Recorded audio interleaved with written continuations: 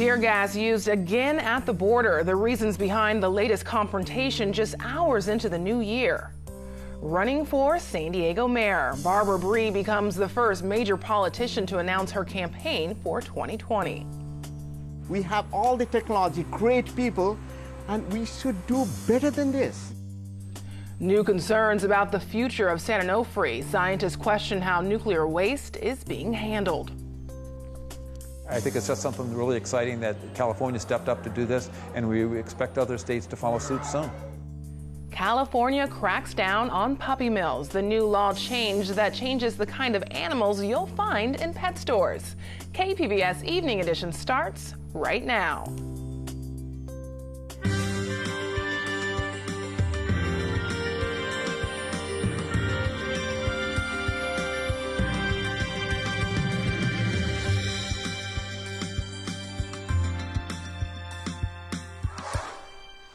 Good evening and thanks for joining us. I'm Ebony Monet.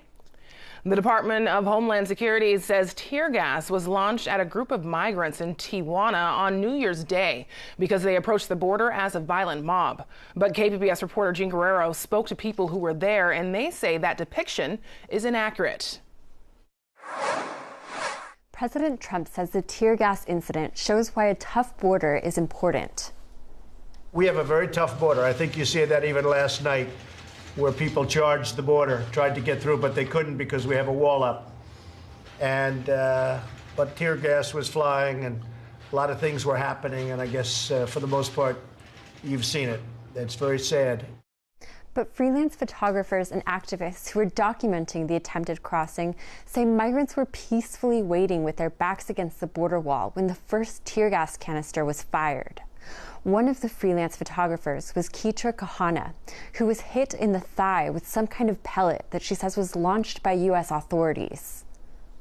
While I was down there photographing that scene, another huge round of tear gas started coming over the wall onto the Mexican side. And so, immediately started photographing and running. I felt a sharp pain in my leg, in my thigh. A group of 11 Americans, including left-wing militant Antifa protesters, were also on the scene, administering milk of magnesia to migrants suffering the effects of tear gas. When asked if they were helping migrants get over the fence, they declined to comment. Another journalist on the scene says he saw them helping and encouraging people to cross illegally. Jean Guerrero, KPBS News. Councilmember Barbara Bree says she wants to be San Diego's next mayor. She formally announced her candidacy today. Bree is the first prominent candidate for the 2020 election. Current Mayor Kevin Faulconer will not run due to term limits. Bree is the council member for District 1, which covers La Jolla, University City, and Carmel Valley. Democrats in the House plan to pass a spending bill that would reopen the government. They'll take control when the new Congress is sworn in tomorrow. Representative-elect Mike Levin shared this photo today of his new office at the Capitol. He's one of 40 Democrats who flipped Republican-held seats, including North County's 49th district. NPR and KPBS will have extensive coverage of the new Congress. Coverage begins tomorrow morning on Morning Edition. You can also find updates on kpbs.org. Former San Diego City Attorney Mike Aguirre believes the handling of nuclear waste at San Onofre might be a criminal matter. Aguirre sent a letter to the FBI asking for a formal investigation.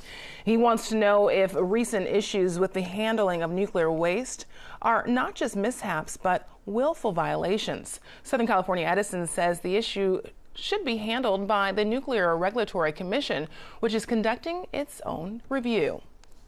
Southern California Edison wants to resume burying nuclear waste at San Onofre, but KPBS North County reporter Allison St. John says opposition is mounting, and it's not just from activists. The San Onofre nuclear power plant, 50 miles north of downtown San Diego, is being decommissioned. The distinctive domes will eventually disappear, but the site is being turned into a nuclear waste storage site, or dump, because Congress has not found a long-term solution to the problem of what to do with high-level nuclear waste. The former head of the Navy in San Diego, retired Admiral Len Herring, is one of the voices sounding the alarm about the way Southern California Edison is going about storing spent nuclear fuel at San Onofre. I'm an advocate for nuclear energy. I'm not a believer that it needs to disappear. But the proper handling of the material is what we are talking about here. The decommissioning of the Songs plant involves the handling and the storage of nuclear waste in a fashion that is, for all practical purposes, not being done safely for us. We get solar wind sample. We get out the atoms from that sample. In his lab at UCSD, scientist Subrata Chakraborty feels the same way about the iconic San Onofre site. I have a kind of soft corner toward nuclear energy because it's one of the biggest energy source. And when I came here like 16 years ago, I saw this nice dome, and then I was fascinated about it. But after Southern California Edison had a near-miss accident last August while moving the nuclear waste, Chakraborty agreed to work with physicist Tom English to analyze potential problems with the way the operation is being conducted. He demonstrates with a model the challenge of loading a 17-foot-tall canister loaded with 54 tons of spent fuel into the round hole of a concrete storage bunker. The clearance between this canister and this hole is like a quarter of an inch. Last August, a canister got stuck on an inner guide ring. So what happened is the thing was in here like this, but it got stuck like this. The loaded canister nearly fell 18 feet into the bottom of the hole. This crisis was narrowly averted, but English and Chakraborty point out that a Nuclear Regulatory Commission report on the near-miss accident says virtually all of the 29 canisters already loaded likely got scratched repeatedly on the way down. Well, let's suppose they get it past the ring a little bit. Okay, then they're going to continue the process of move it down a little bit, move it a few inches here, move it there. And what's going to happen is every time you move it, this giant weight of 54 tons bangs into the canister, bangs into the ring. When it bangs in, it makes a gouge. So what we've done is we've made some calculations about how deep those gouges are. We are in the 21st century, and the technique they are using, when the Egyptian 3,000 years ago, they use the same technique. English and Chakraborty say scratches on the canisters open up new surfaces that are vulnerable to chemical reactions, and that could result in corrosion cracking over the long term. It would lead to crack and cracking of the cylinder because these cylinders are not that thick. This is only 5/8 inch thick. So this is potentially a big issue. Chakraborty says Holtec International, the company that designed the storage system, has included no sensors to detect potential damage. Edison has resisted suggestions to pull the canisters out to check them, though NRC regulations require the canisters be retrievable. At a community engagement panel meeting in November, Tom Palmisano of Southern California Edison responded to a question about the problem of leaving scratched canisters in storage. According to per the NRC, there's damage to all the canisters. Why are you still wanting to load if the canisters are damaged already? When and how will you fix damaged canisters? Again, I think if the damage is referring to the incidental contact that causes shallow scratching, we don't see that as an immediate issue. The scratches are shallow, well below an acceptance criteria for an acceptable scratch. The oxide layer reforms in these storage vaults. So, quite frankly, we don't have a short-term concern with that. It becomes a long-term aging management concern. But that is exactly the problem, says Chakraborty, who notes that there's no guarantee or even likelihood the waste will be moved within the next few decades. The problem is right now, this level here, the bottom of this cylinder, is 18 inches above the mean sea level. And now after 50 years, when the sea level rise, it is no longer a dry storage, it will be a wet storage. We have all the technology, great people, and we should do better than this. The more I learn about what's happening and how it's being done, the more I'm fearful that we as a population are not being protected by the procedures that are in place. The aspects and efforts that are being done for what I believe now is for the sake of money is in fact putting all San Diegans at risk. Herring is calling for a halt to the process of burying the remaining 44 canisters of spent nuclear fuel. We need to stop, take a break, go back to square one, force the individuals to do the right study and with the right solution so that it does not put San Diego at risk. The Nuclear Regulatory Commission has said it will not give Southern California Edison the go-ahead to resume burying the waste until after a public conference. Alison St. John, KPBS News. California pet store owners can no longer sell animals from breeders. This is thanks to a new law that went into effect this week. Supporters say it will save hundreds of thousands of animals from being euthanized each year and hopefully serve as a model for other states. Oh, pretty cute. She's gonna be in love. Affection for a rescued kitten from potential new owners. We decided for the new year that we'd like to start it off by adopting a new cat. Erin Anderson is here at the San Diego Humane Society, determined to leave with a companion for her young cat. Truly, animal rescues have provided us with some of the most loving, sweet, and just thankful animals. As of January 1st, California pet store owners must provide documentation showing the dogs, cats, and rabbits they're selling are from shelters or rescue organizations, or face a fine of $500 per animal. It takes the puppy mills completely out of the picture. Steve McKinnon, chief of Humane Law Enforcement, says having the law take effect 2 years after its passage will hopefully protect animals from the atrocity of puppy mills. They're in cages, they never go outside, they're never walked, they're never shown any type of love or affection, things like that. And you can imagine that the puppies being born in those type of conditions, that they go straight from the mother's caging into a big tractor trailer, then delivered across country to places like in California and elsewhere. It's just not a good condition. When capital is the bottom line and there are creatures involved, living creatures, I mean, they suffer. They're just trying to pump out animals. Opponents argue the law hurts small business and takes away a pet owner's right to choose, while many animal advocates say adopting a rescued animal is the humane choice. I feel like it's more fun to come in and kind of find the animal that's calling to you anyway, you know? I feel like when you meet them, you know. Yeah. Hundreds of new laws are now in effect. Some of them touch on what we eat, how we identify ourselves, and the money in our paychecks. Dana Beards of Capitol Television has some details about the changes. Order a kids' meal at a fast food restaurant and you'll either get milk or water, unless you specifically ask for a sugary drink. The idea is to keep kids healthier and reduce childhood obesity. Order something to drink at a sit-down restaurant and you'll have to do without a straw, unless you ask for one. Because when you go to the restaurant, whether you use the straw or not, that straw gets thrown away and ends up in the garbage. Lawmakers hope to keep beaches cleaner and say they'll work on similar straw bans for fast food restaurants, coffee shops, and convenience stores in 2019. There's a big change for California driver's licenses. You no longer have to identify as male or female. There is now a third gender category called non-binary. We will make a form available at the field offices and also online to allow applicants to be able to select non-binary as a gender category on their driver's license or ID card. In the California business world, publicly traded corporations must now appoint at least one woman to their board of directors, and employers must make new accommodations for breastfeeding mothers. Women must be provided a private space other than a bathroom. Finally, some of you are getting a pay raise. Minimum wage increases to $11 or $12 an hour depending on the size of your employer.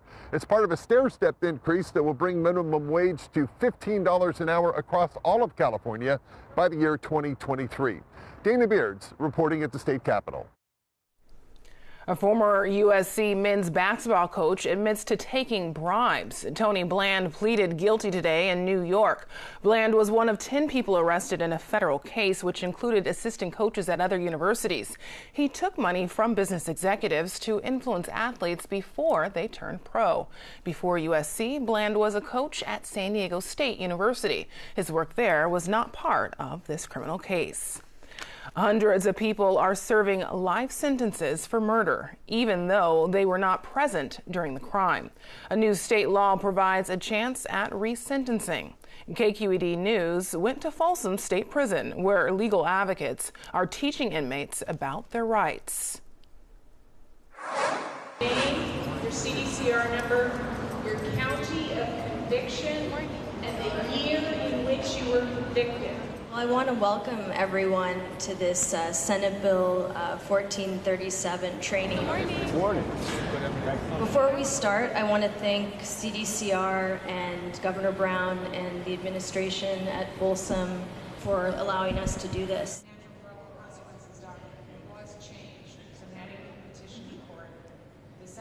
So a felony murder is a strange theory where it says that you don't have to have killed, intended to kill, just agreeing to participate in that underlying felony. And we have many cases from around the state, people who were, participants in the felony, but weren't even at the scene of the homicide, and yet ended up with a 25 years to life sentence.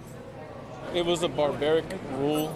Yeah, it's just how it was in California for so many years, and now that's ending. And now we're doing this statewide training so that people can see, like, hey, it's time to go home. Like, they finally fixed this injustice, and if you fall under that category, you're eligible for relief.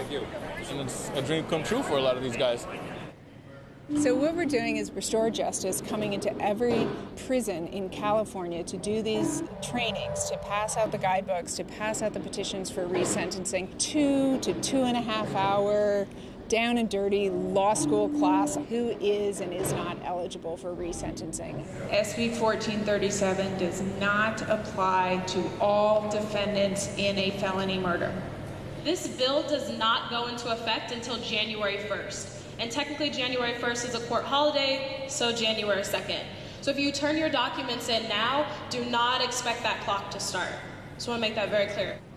I've been reading everything that I can get my hands on about 1437 because I had a joint trial. And in my trial, the theory of the case was that my crime was the perpetrator and I was the aider and abettor. And the jury convicted him of first-degree murder and me of second-degree murder. So I wasn't sure how I would fall into this specifically. But from the training today, I realized that the law is more elastic than what I initially read. Okay. So I'll also add it in. I was a juvenile, so I also created emotions. So once I go back. So again, even if it doesn't impact you personally, just know that there are people in Sacramento that are thinking about you, and they care about you, and they want to make the law just, not just for people tomorrow, but for people who were convicted yesterday, okay? It gives a lot of guys hope. There's been a slew of Senate bills and Assembly bills giving people relief. So even if it's not that huge of a number or that big of a percentage of the population, it's still something that it gives guys, like all these guys, hopefully they're eligible and they go home. And that's going to mean a lot for their families, for their communities, and they're going to be assets to their community when they go home. I'm Judy Woodruff. Tonight on the NewsHour, President Trump and congressional leaders meet with no sign of a deal to end the government shutdown. Coming up at 7, right after Evening Edition on KPBS. We are expecting another chilly night tonight. In fact, we do have some freeze warnings in place for the interior parts of San Diego County, the deserts, the mountains. Temperatures are going to drop in some cases to those mid-20s, so a hard freeze is expected. When you have clear skies, when you have a breeze, well, it's the perfect setup to see these cold nights. We also have some wind advisories to the north of us.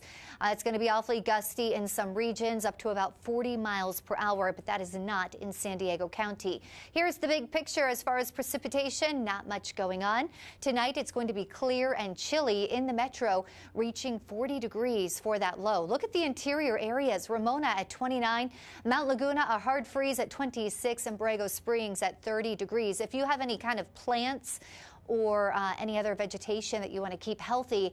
Tonight is the type of night that you need to cover them up or bring them inside. Tomorrow we will have locally windy conditions, 25, 30, maybe up to 40-mile-per-hour wind gusts.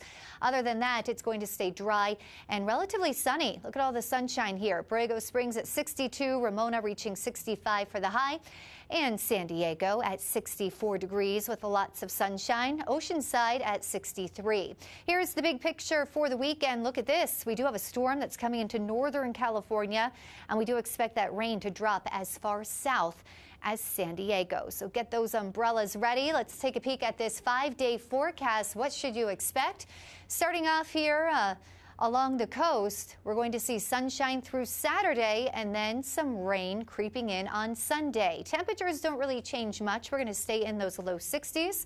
Inland, we'll see sunshine through Saturday, and then on Sunday, again, a little bit of rain creeping in. Temperatures will remain in those low 60s for the weekend. By Monday, we're up to 67 and sunny. In the mountains, it's going to remain mostly dry. We could see a couple of showers popping up Sunday, but mostly sunny conditions. It is getting cooler, though. We go from 51 on Friday to only 39 for the high Sunday. And in the deserts, we'll be in those low to mid 60s all week. Could see a passing shower on Sunday, otherwise staying sunny. For KPBS News, I'm Erin Calandra. Back to you. The paved path in Mission Bay loops around the water for more than 10 miles. It's an ideal spot to walk, run, or bike, but not so much for your pets. KPBS reporter Claire Tragesser says bring a dog at the wrong time and you could end up with a fine. It was cool and sunny as Vanessa Barrera and her dog Annie ran along Mission Bay. Barrera owns a company that helps pets get exercise. To prevent pet obesity and then just to get the excess energy out of them. The time was about 10:30 a.m., and that's important because it means Barrera was actually violating a city law. No dogs are allowed in Mission Bay, even on a leash, between 9 a.m. and 4 p.m. in the winter. In the summer, the ban is until 6 p.m. This was news to her. I did not know that, no. Nope. Barrera was standing next to a sign with the rules, but says she never noticed it before. Is this your favorite spot? Come on. Another dog owner, Amy Bjornson, did know the rules. She just didn't think the city enforced them. She was wrong. I figured it was a beautiful day, we'll go sit by the beach, and I just sat down to like a picnic table with Skylar, and there was no one else around, and we quickly got approached. And the lady had told me, you know, you need to get out of here with your dog. There's no dogs allowed here. She was a little aggressive about it. I mean, I kind of felt like I was a criminal, like there with the dog, so that was a little strange. Bjornson wasn't arrested, but she did get a ticket for having her dog in Mission Bay. The original fine was more than $200. A judge ultimately reduced it. Now she goes to dog-friendly Fiesta Island. Dogs are banned from all city beaches during the daytime, except at designated areas like an Ocean Beach and Fiesta Island. But all of Mission Bay is off limits to dogs, including the boardwalk, grassy parks, and paved paths that seem like a perfect place for your pet. That's the part that doesn't make sense to Bjornson. A lot of us are living in like apartments or like me, a townhome, and we don't have yards. So there's not a lot of places for dogs to roam. So if we go out for the day, we're going somewhere where my dog can be with us. The kids can come, we can have a picnic, we can throw the ball. But senior park ranger Carolyn Estrada says there's a reason for the ban. We look at the most populated times that people are out in the beach and park areas and try to make it a safe environment for everybody that, you know, maybe don't like dogs or want to be around dogs. Estrada says despite Mission Bay's 24 miles of shoreline and 27 parks, it's too crowded on weekends to make room for lots of dogs. There's a party of, 100 people and another party of 20 people, and, before you know it, you have hardly any grass area available or any sand available. Estrada says the dog ban has been in place for 30 years, and it started from community complaints. But instead of starting with a citation, Estrada says rangers will talk to dog owners to make sure they know the rules. If the owner says he didn't, he'll get off with a warning. But Estrada will write a ticket. If the person were to say, they knew, or if the dog was maybe not as well behaved as it maybe should be. The city does give out a lot of tickets in Mission Bay. From 2015 to 2017, the city gave out more than 600 dog citations, and just under half went to dog owners in Mission Bay, according to a KPBS analysis of city data. The next highest was in Balboa Park, with 145 off-leash citations. The city also gave 84 citations in Ocean Beach and fewer than 50 in Kate Sessions Park, La Jolla Cove, and La Jolla Shores. To reduce the hefty $200 to $300 fines, Estrada says Mission Bay offenders can do 4 hours of community service and go to a beach area community court. They're going to go to a community meeting on a Thursday night, listen to community members, the police officers, a city attorney, a nurse, and myself, explain why these rules and regulations are affecting the community. Back at Mission Bay, Keith Culver and his dog Josie say following the rules is pretty easy. We don't go on the beach. Like, I'll come down here, I'll take a picture, check out the beautiful sunset, and then we'll just go back up and go away. Possibly saving hundreds of dollars in the process. Claire Tregesser, KPBS News. Now, here's a look at what we're working on for tomorrow in the KPBS newsroom. On Morning Edition, struggling to pay the rent, how an increasing number of San Diegans are spending more of their income on housing. And on Midday Edition, a conversation with Governor Jerry Brown. The California governor talks about the work he's done in Sacramento as he prepares to leave office. You can find tonight's stories on our website, kpbs.org/evening edition. Thanks for joining us. Have a great night.